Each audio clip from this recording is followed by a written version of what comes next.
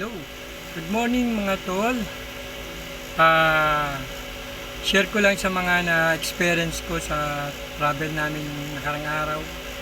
Kakauwi lang namin nung June 10. So nagpunta kami ng Boracay. Tapos nagpunta kami ng Iloilo sa kamag-anak ng miss ko. Share ko lang mga tol, yung mga nagbabalak na gusto nang pumunta ng Boracay.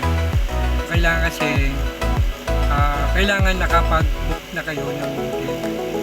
So maraming choice na pagpipilian doon. Kasi yun yung tinatanong nila sa sa Jettyport. Pag nagpunta kayo ng Boracay, bago kayo makarating doon pa lang sa Jettyport, tatanungin kayo kung saan yung hotel na pupuntahan nyo. Yun yung mga na-experience namin kasi dun nila malalaman kung saan kayo tutuloy. Ganun kasi sila. Kasi pagdating sa Jettyport maraming transaction yung gagawin, maraming proseso.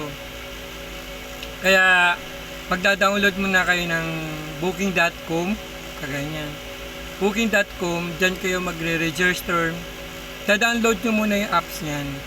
Booking.com, diyan kayo magre-register ng account nyo.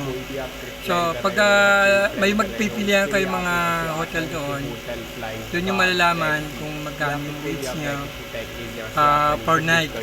Ang per night doon, depende kung kano kaklase ng hotel na ganda, magandang hotel. Doon yung malalaman yung kung magkano yung isang gabi per night nyo.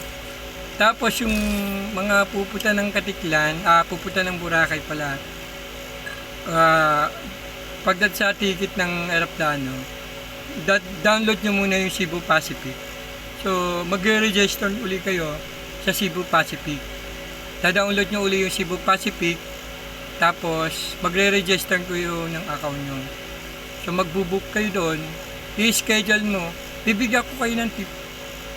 Pagka pupunta kayo doon, dapat before 3 months or before 4 months, mas malayo pang schedule nyo bago kayo mag-booking. So makakamura kayo doon. Ma-check po yung promo discount nila. Sa lang, ang isang flight lang doon, isang tao, pumapalo ng 1.4 lang. Isang plan. Pero pag papalapit na yung schedule nyo, papamahal ng pamahal. So pagdating nyo doon ng, halimbawa, sasakay na kayo ng eroplano. Pagdating nyo doon ng Katiklan, pagbaba nyo ng Katiklan, lalakad kayo doon, pupunta kayo doon sa may mga terminal. May mga nag-o-offer doon, meron din mga van doon na nag-o-offer na papunta doon sa Jettyport.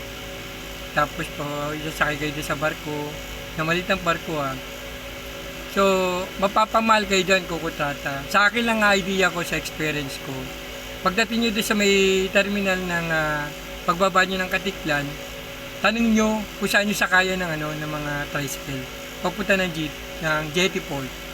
Pagdating doon sa Jettyport, pagdating nyo doon, marami rin kayong makikita doon na mangungontrata sa inyo. Huwag yung ganun. Papamahal kayo. Ilang mga na-experience ko. Papamahal kayo, tapos pagpunta nyo doon sa Jettyport, punta kayo doon sa may parang papasok sa entrance. Doon yung makikita yung mga proseso. 3 klase yung proseso niyan. Basta hindi ko lang gaano matandaan. May 150 per person, tapos environment, tapos yung bayad ko sa may balik na barko. Yun lang, kasi yung isang Boracay kasi island yun So itatawid kayo noon. Siguro wala pang 45 minutes. Tatawid kayo doon papunta ng Boracay. So ayun lang i-share ko. Download kayo ng booking.com, pa-schedule kayo ng hotel para at least may kayo sabihin kung saan kayong tutuloy. Tapos Cebu Pacific, download po kayo. Mag-register kayo ng account para at least mayroon na kayo schedule ng ticket para yun yung mga Okay guys, ayun lang isi-share ko. May experience rin para matutunan. Sige, salamat po.